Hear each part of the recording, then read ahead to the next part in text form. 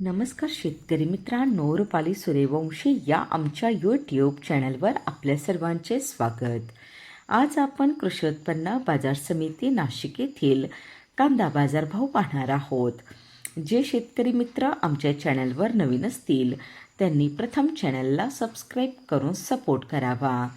नाशिक येथे उन्हाळी कांद्याची आवक 3,320 क्विंटलची झाली होती.